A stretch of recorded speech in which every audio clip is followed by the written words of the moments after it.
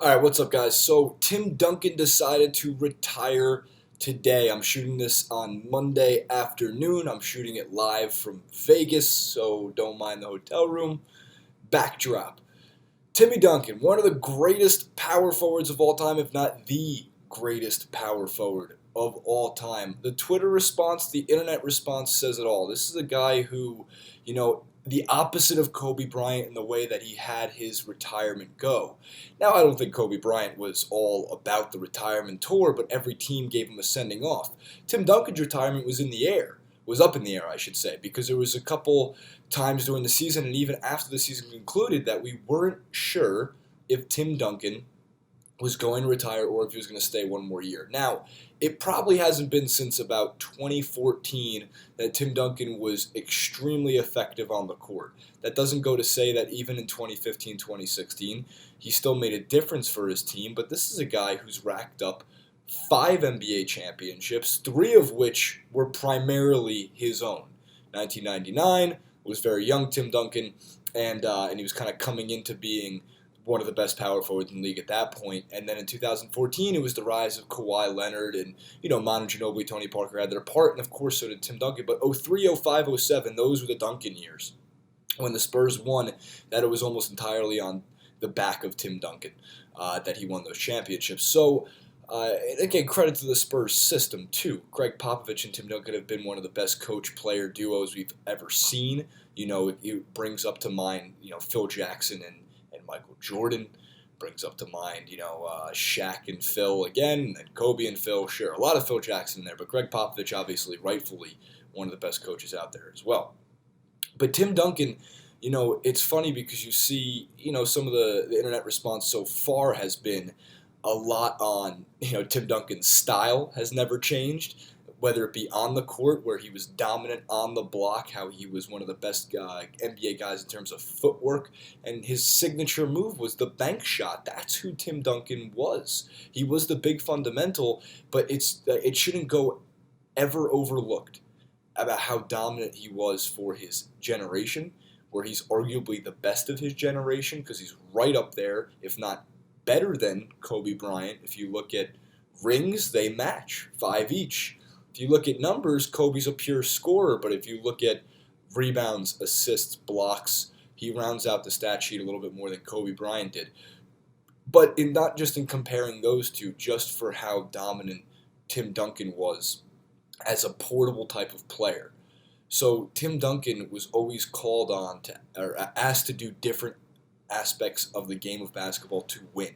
Sometimes he was needed to score, to which Popovich would tell him we need you to score 40 points, and he'd go out and score 40 points. But a lot of the time, he would need to sit there and play good defense, protect the rim sometimes, lock down a specific 4 in the league or a 5 in the league if they ever switched. And then on top of that, at other times, he just needed to rebound. He'd go out and grab 15 rebounds. Tim Duncan, of course, is a surefire Hall of Famer, but it's amazing to look down in the future, or I should say into the future, and you say 2021, the Hall of Fame class is going to be led by Duncan and Kobe Bryant. So again, another legend that retires. His numbers speak for themselves. We'll throw up a stat sheet here for his accolades, which include the rings. He was a 3-time Finals MVP, a 2-time league MVP.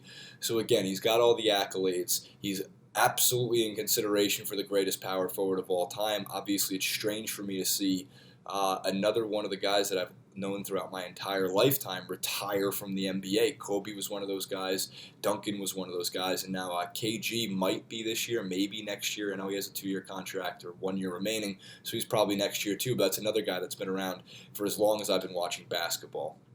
I'll be back in the studio on Wednesday, but of course, make sure to check out the other clips on the channel. Thanks for tuning in. Like, favorite, subscribe. Is Tim Duncan the greatest power forward of all time?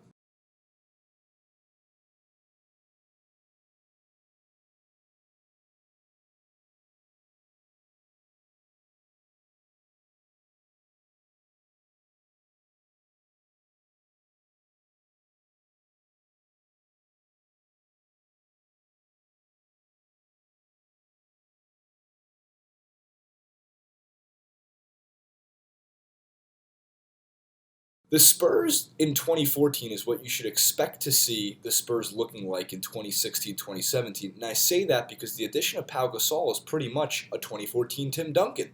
You know, the defense fell a little bit by the wayside. Pau's a little bit older now, so he's not really a great defensive center, but he can still score. He's still portable. He can still play strong off the block. He can still be an asset to the Spurs team, and he's not going to need more than, what, in Popovich's system, 25 minutes per game he's going to get, maybe even less during the regular season. It's going to be interesting to see how he uses Pau Gasol, but my expectation would be you're replacing a Tim Duncan with a pretty much a 2014 version of Tim Duncan. Don't forget, he was instrumental in the Spurs winning the 2014 title against the Heat. Again, a lot of that was Kawhi Leonard rising to the top, Danny Green being lights out from the three-point line. But these are all guys the Spurs still have and are going to get better. Kawhi's going to get better next year. He was number 2 in the MVP voting this year. Lamarcus Aldridge is, of course, going to get even stronger in the Spurs system. He's already had one full year, and while his playoff shooting fell off a little bit after going off for about 37 points, then 41 points in like back-to-back games, I think you can expect to see a little more consistency from Aldridge. And with a guy like Pau Gasol there, another veteran to that team, Parker's still there, Ginobili, all these guys. So they still have a good mix of a core of veterans and young players. Lamarcus Aldridge is not young, but Kawhi Leonard is, and he's still becoming better with each year. This could be him entering his peak.